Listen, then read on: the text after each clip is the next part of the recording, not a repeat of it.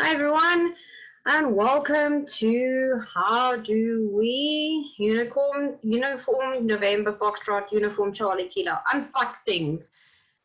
Can we really unfuck these things, or is it DARFU? And for those that don't know the military slang, this is, well, go Google it. It's more fun, right? I don't want to tell it all to you guys. Just go Google that. This talk is not your normal talk, right? This is an interpretive dance. This is me getting on my soapbox because I'm 5 foot nothing and tell you all the things that needs to be unfucked. This is my own opinion. This is no one else's opinion. This is conversations that have been had. This is observations that's been made. So if you're easily offended, this is not the talk for you. Scroll past, go do some other fluffy stuff. So who am I? I am a DEF CON Goon. I'm the founder of DC 2751. We solely focus on reverse engineering medical devices and making things better. I'm also an avid biohacker village supporter. I think this is the best village at DEF CON. It's the one I certainly most enjoy. I'm also currently an independent researcher for Medtronic. And as you can see in the beautiful picture on the right, that is my Medtronic ICDR. It's what keeps me breathing and kicking and doing all the things. I'm also a DFIR lethal forensicator. I've been doing forensics and incident response for many, many years. Yes, I look very young, but I'm much older than I look. I'm a member of I Am the Cavalry, I'm a patient, and I proudly refer to myself as a cyborg.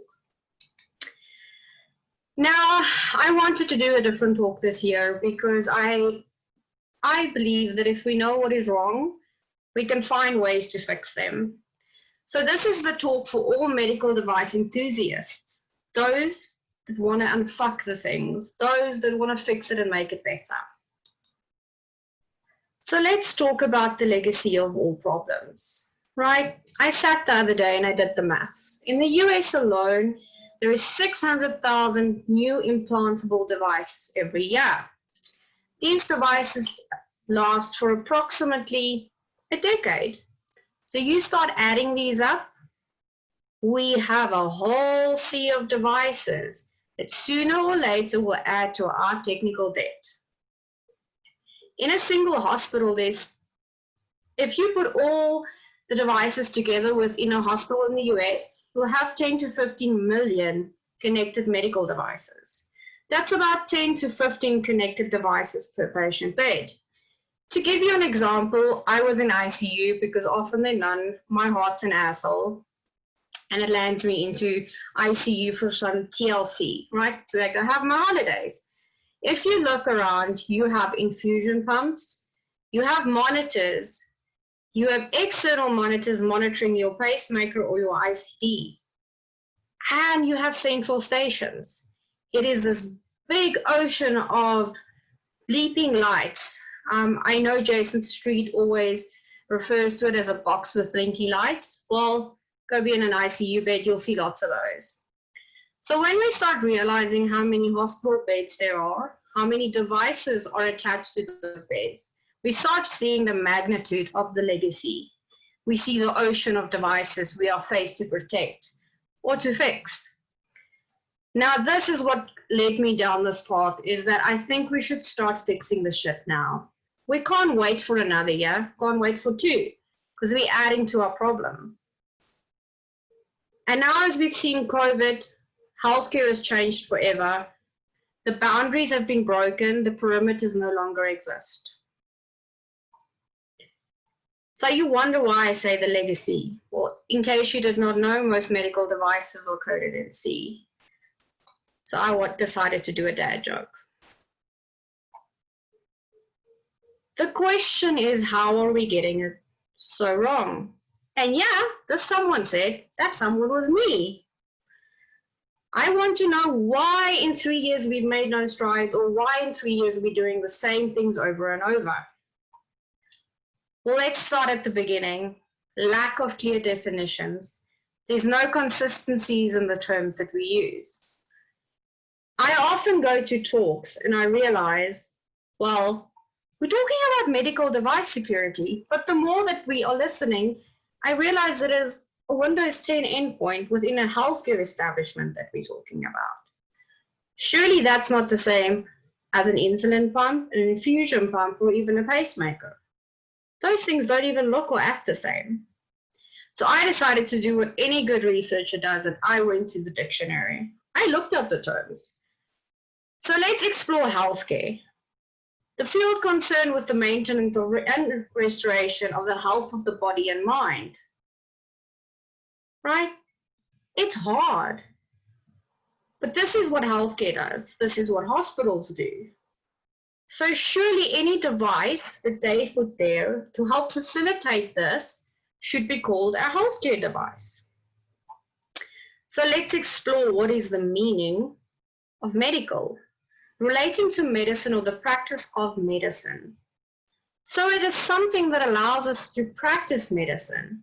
Healthcare is something that we give to our patients. For me, I started to see the clear separation between the two. Each one has different responsibilities. Each one has a different function. It is very important that we start differentiating from the two. An interesting, useless fact. Did you know that a cotton swab is seen as a medical device? Yes, that is for ICD-10 and billing purposes. I sure as hell don't think it's a device. I think it's a disposable. It's something we only use once. So let's see. What is a device? Something contrived for a specific purpose, usually a simple mechanical apparatus. Okay? So your insulin pump, your pacemaker, those are all a device, right? Well, now's the question, is it medical or is it healthcare?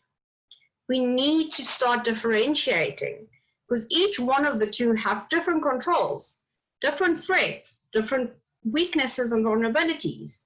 In fact, they have different operating systems. We need to clearly understand what we are dealing with. Now the question is it a healthcare or a medical device? Which button will you choose? Which one will you use? I get very confused because we're using the same terminology for everything. Because medical device sounds much more sexier than a healthcare endpoint or a healthcare device. But that leads me to the point that if we don't start defining these things out and understanding the ecosystem we are set to protect, we are setting ourselves up for a hiding. We are literally looking to be spanked. This is something that I'm living my life towards. When you talk, you are only repeating what you know, but when you listen, you learn something new. So I went on a year-long journey to understand what devices are telling me. I wanted to know what secrets they hold. Why things are so wrong is that we're not assigning responsibility accurately. I know it's a word that everyone fears because no one wants to be accountable or responsible for decisions or things they've built, right? So let's explore the MDM or the medical device manufacturer's responsibility. They have a responsibility to create devices, right, that aren't unhackable, because let's face it, nothing's unhackable. You know, everyone gets bored and someone figures out how to hack a device. But they need to have a device that is secure, or as secure and safe as you can have it. But their responsibility is to deal with the devices both pre-market and post-market. Meaning that if a vulnerability is found pre-market, they need to fix it before going to market with the device. They need to do everything in their power to make sure what they are building, both on a firmware and a hardware level, takes into consideration the security challenges as well as the clinical features. Because let's face it, security is not a functional requirement for medical devices. They are there to offer medical care to patients. Often we see that security is slapped on after the fact, where it should be coming from design throughout manufacturing to when it goes to market. Now we have a fairly secure device that's gone to market. For example, an ICD lasts for 10 to 15 years. I can almost guarantee you that in that time, someone will find a vulnerability. Now we need to fix that vulnerability. The hospital or healthcare establishment has no power to fix the firmware or even fix the physical device if there's a vulnerability found. This remains the MDM's responsibility. Part of their responsibility is having a catalog or register of the information of everything that goes into their products, right? For every product they put on market, they have a responsibility towards the end of the lifetime of that device. If it breaks, they are the only ones that have the power to fix it, no one else. Now we get to what is the FDA's responsibility? Well, I say the FDA here because it's a US conference, but everyone follows suit of the FDA. If you start researching medical legislation around the world, you will see the terminology used by the FDA being rolled out in other countries, meaning they are the leader in this. They are the one that everyone looks up to. They need more legislative power. They need more teeth. They need to be an enforcer of what the standard is. They're the one that has to keep the MDMs on track. They are the ones, the gatekeepers to the market for products. They are the ones that need to enforce the fixing of the problem.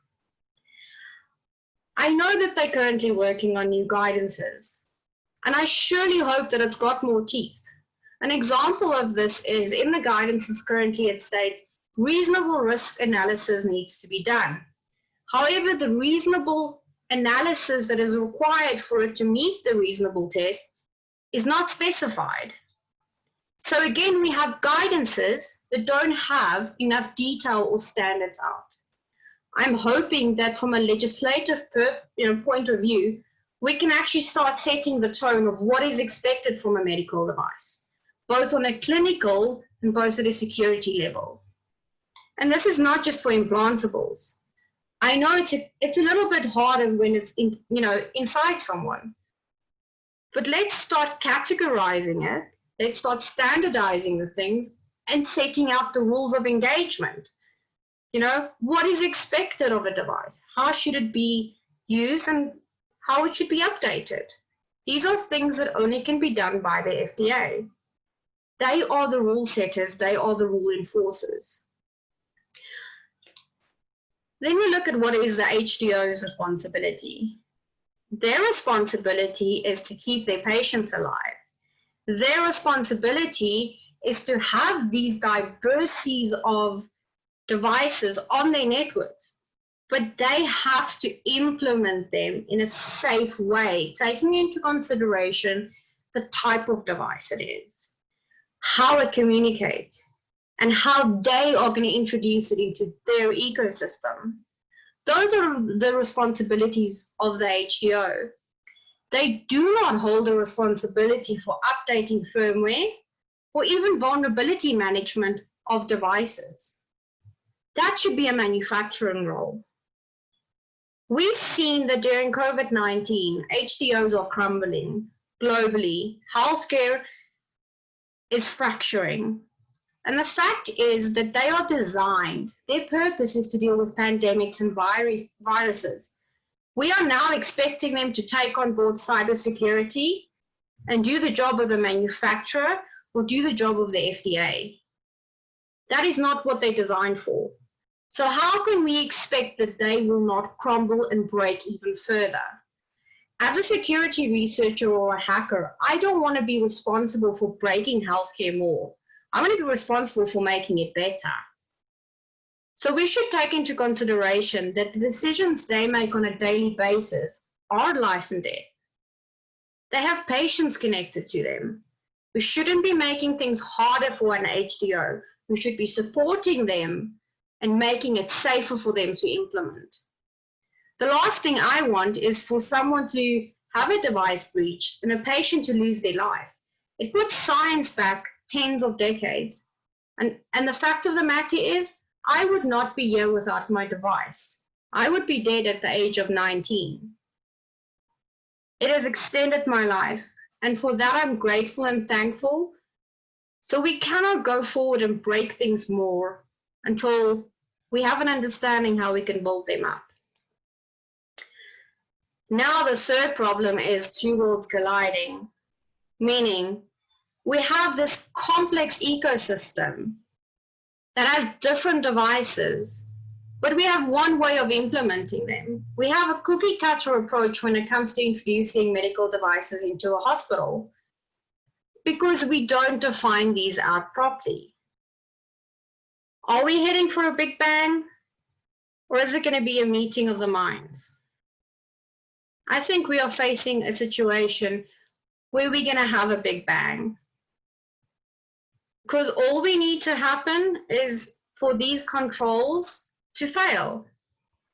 And can you honestly tell me that you have the same controls for a Windows 10 machine versus a patient bedside monitor running something like BusyBox, VxWorks, or proprietary software? Are these the same? Do they look the same? Do they sound the same? Do they quack the same? I don't think so. I think each one comes with different sets of challenges. I found that a hospital is the most complex sea of devices that I've ever seen. And this is just me walking through a hospital. Have you ever noticed how many different manufacturers can be under one roof? Do you think that those devices are all made equally and the same? Do you think every manufacturer implies the same controls, has the same way of thinking? No, everyone functions in a silo because there's no clear standard. The standards we are using are those for IoT devices or for regular computers or laptops or endpoints. There's no set of standards specifically catering to medical devices. And to be clear, when I say medical device, I mean that thing made by a manufacturer, not a Windows 10 running software. That's a different conversation. Again, leading into this, it's the diversity of it all. Have you ever spent time in a hospital and just looked around and then think to yourself, I wonder how they've implemented this? A lot of hospitals will offer you guest Wi-Fi. Those systems are often not segmented. There's the saying in security, trust but verify, right? We just give everyone access. All the systems has access to everything because we want to make it easier. Now I ask you, if you look at this picture, most of those devices are connected onto the hospital network. These devices all have communications, but all these devices are most likely very different in how they apply security. And let me tell you, often we do this thing where security is an afterthought or a post-market situation. We don't give developers or hardware engineers the information to become security-minded developers, security-minded hardware engineers.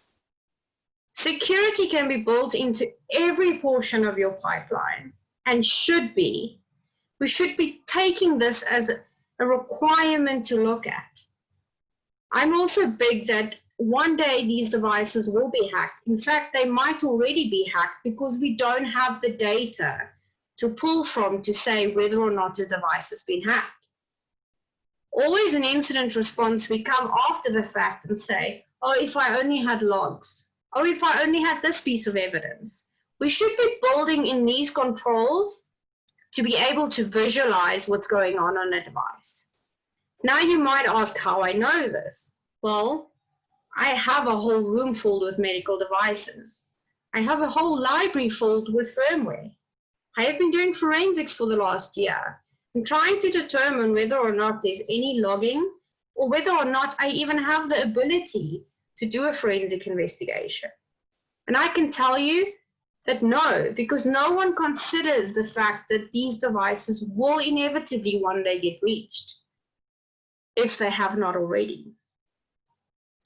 A big thing that I want to see change is that we have proper standards and rigorous guidances. These things should be enforced. They should not be, if you want to do the following. There should be repercussions for an MDM not following standards and guidances. I have spent significant time looking at the NIST standards currently used for medical devices. These things are referencing machines that have Windows or Microsoft or different protocols. They don't take into consideration what a medical device is. I want to see controls that are there for specific devices, but we need to categorize these first. And I think before we get ahead, the first and foremost thing that needs to change is the fact that we need to start understanding what a medical device is, as well as subcategories of that device. I think once we have clearer understanding, we can have better standards. I would love to see a NIST standard specifically catering to medical devices, specifically taking into consideration the unique challenges they face. And how do I know these things? Data never lies, right? It's the one thing that you can listen to. Yes, data can be manipulated, but this is data that's collected over long periods of time. Healthcare has become the biggest target at the moment. Not only are they facing keeping people alive, they are facing attacks from all avenues. The internal threat or the malicious actor from within has certainly taken a rise. I was very shocked to learn the other day that 18% of healthcare workers stated that they would sell patient records for the right price. We never consider that the greatest threat might come from within. So now we've spoken a lot about the problems, but there is a saving grace. There's something that I really believe has the right approach to dealing with the complex problem that is medical devices within a hospital. It is called the Zero Trust Network. Trust neither a zero nor a one. This turns the whole security on its head, where we no longer just trust but verify. We verify but never trust. We no longer have this perimeter-based defense structure that we used to have. I think most hospitals build this huge wall and make their perimeter hard, but never considering that patients walk in and out of a hospital wearing wearables with embedded devices, or introducing medical devices that are connected. I've often seen that hospitals get breached via a phishing email or via a system that should not have access to the whole entire network. This is a very important thing for me, because this could lead to us defining that, the least privilege and the least access that a device should have on a network. And especially with electronic healthcare records moving to the cloud, not every system needs to have access to that. We should be limiting what devices have access and how they have access.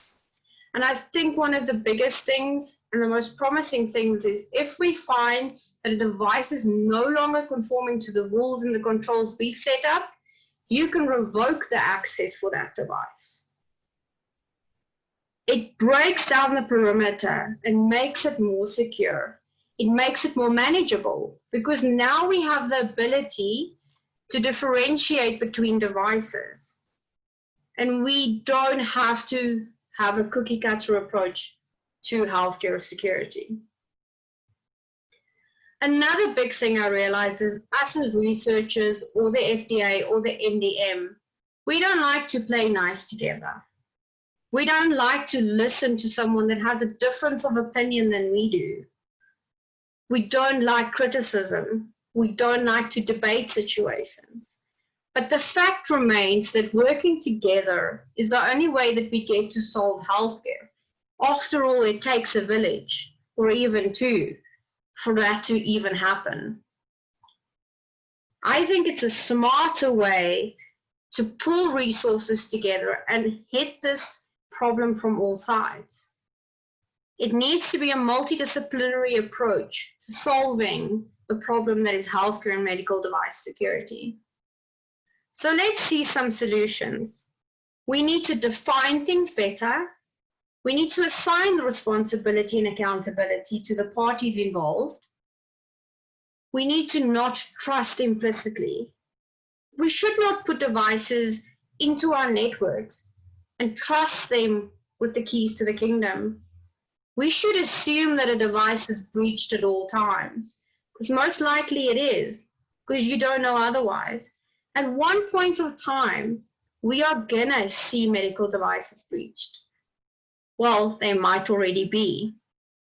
We need to standardize and set the tone, the rules of engagements, the rules that are expected from someone.